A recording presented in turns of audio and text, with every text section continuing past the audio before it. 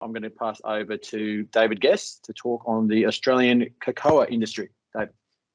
Basically, these are the key points from the review, and I thought it's worthwhile putting the the Australian cocoa industry into a bit of context. It's a very small industry, a handful of growers in far north Queensland. Obviously, demand far outstrips supply, and so nearly all of the cocoa that we get is imported. Most of global production is about 5 million tonnes of cocoa, and mostly that comes from West Africa. So Cote d'Ivoire and Ghana produce about 70% of the world's cocoa beans. Most of the world's cocoa, it's also produced in Southeast Asia and Latin America. Most of the world's cocoa is produced by smallholder farmers. So these are farmers who own 1 or 2 hectares of land, and they grow cocoa trees. The industry is plagued by a number of concerns, and most of these concerns are, well, the first 3 concerns, deforestation and child labour and safety are concerns largely of consumers. These aren't things that really bother the smallholder farmers because they're living in poverty. All right, so most cocoa farmers earn way less than $2.20, which is the global index for poverty. So most farmers are earning less than about $1 a day. So that puts the global cocoa industry into a very different context to what we've got in Australia. Obviously, you're not going to grow a crop that traps you in poverty in Australia. So we can't grow cocoa the same way that most of the world's cocoa is grown. And so the first question that comes up is, well, why would we want to grow cocoa in Australia? As cocoa trees been grown in far north Queensland for decades, but I think it's fair to say they haven't really been grown as a commercial crop. They're mostly grown by farmers who have an interest in cocoa. They have a passion in growing cocoa trees, but it's not their main source of income. How would we compete with countries like West Africa?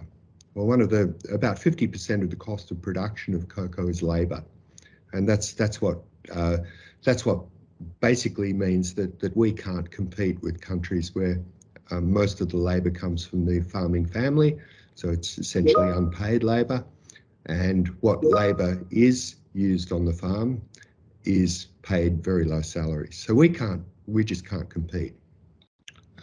So we've got to look at what our competitive advantage is.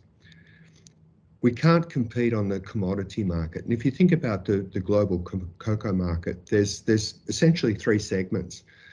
The overwhelming part of the market is, basic confectionery chocolate, and that's bought on price, right? So that goes into your chocolate cakes, it goes into your Cadbury's and Nestle bars and so on, right? So people buy that on price.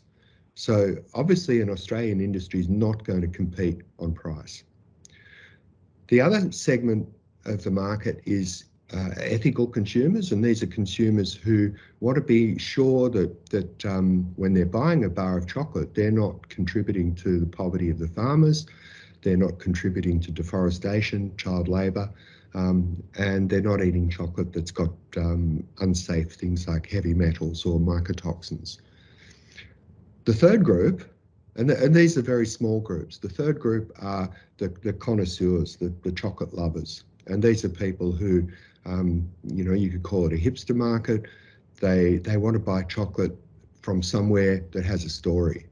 All right, so the quality, the flavour, the price are not so important. The main thing is that they want to buy chocolate where they can see the story that goes right back to the farmer, and they can show that, look, here's some chocolate that's made from cocoa beans that were grown by this particular farmer in this particular place, and this farmer has so many children, and they all go to school, and by buying chocolate I'm going to contribute.